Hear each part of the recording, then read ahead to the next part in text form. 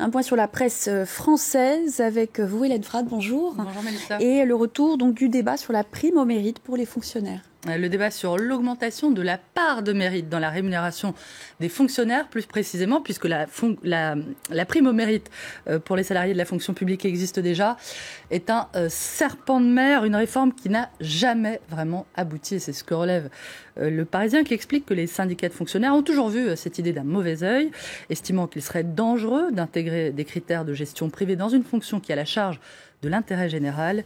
Pourtant, rappelle le Parisien, le ministre communiste à l'origine du premier statut des fonctionnaires, Maurice Thorez, disait déjà en 1946 qu'il était essentiel que la notation exprime la valeur réelle et inégale des agents de la fonction publique.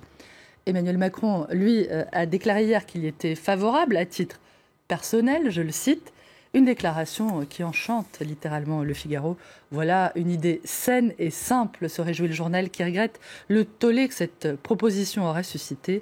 Les fonctionnaires constituent-ils une étrange aristocratie, autorisée à s'abstraire de la loi commune pour d'obscurs motifs? Le Figaro rappelle qu'Emmanuel Macron n'a fait qu'exprimer son avis personnel et qu'il faut donc en conclure que cette mesure salutaire, je cite, n'est pas pour demain. Le ministre de l'économie, Hélène, qui s'est dit également favorable à un assouplissement de la loi qui encadre la publicité sur l'alcool.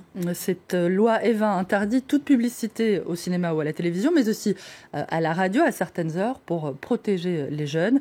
Le texte d'origine a déjà été assoupli puisqu'il autorise la publicité papier, mais des parlementaires, dont certains se trouvent être des viticulteurs, jugent qu'il ne l'a pas été suffisamment et ils ont fait voter un amendement pour réduire encore les restrictions actuelles qu'ils accusent d'entraver le développement de la tradition viticole ancestrale de la France, rien que ça. Ils dénoncent également le carcan de la loi pour l'information œnotouristique, le tourisme autour du vin.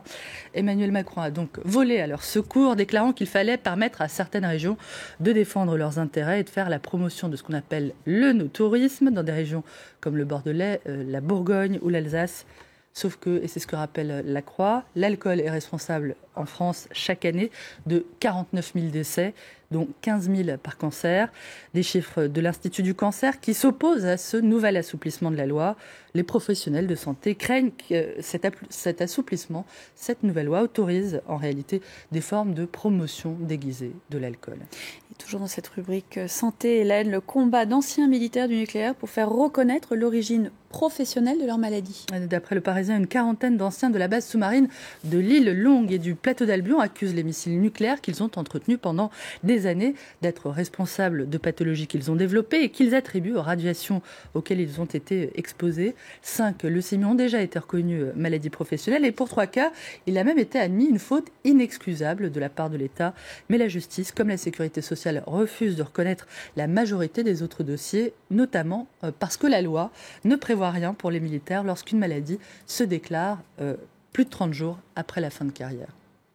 À noter également aujourd'hui, on en parlait à l'instant, bien sûr, les commémorations de l'armistice de 1918 et cette présence de Nicolas Sarkozy. François Hollande et son prédécesseur se retrouveront pour la cérémonie, mais ils ne seront pas côte à côte, précise-t-on du côté de Nicolas Sarkozy, qui a répondu favorablement à l'invitation du président pour la première fois depuis 2012. Il n'avait pas tenu à y participer les fois précédentes car il était en retrait de la vie publique, assure son entourage dans le Parisien, qui explique que sa participation est tout sauf dénuée d'arrière-pensée. Il est reçu par Poutine en Russie et il participe avec Hollande à une cérémonie nationale. Symboliquement, ça le maintient dans sa stature d'homme d'État et d'ancien président de la République. François Hollande et Nicolas Sarkozy réunis pour commémorer la DER des DER, dont il ne reste plus finalement que les enfants pour la raconter. Le dernier poilu, Lazare Ponticelli, est mort en 2008, rappelle le Parisien, qui livre quelques récits de ceux et celles qui n'ont connu ni les tranchées, ni les gaz moutardes, mais se souviennent à leur façon. Un père parti au front, une mère livrée à elle-même, à la maison. Suzanne, 106 ans, se souvient précisément du 11 novembre 1918. On nous a demandé de sortir du préau de l'école et de faire une ronde dans les rues du village. On s'est promené en chantant. Et on termine cette revue de presse, Hélène, avec la disparition hier de l'ancien chancelier allemand Helmut Schmidt. Comment ne pas être saisi, Mélissa, par la nostalgie face à la photo qu'a choisie Le Figaro.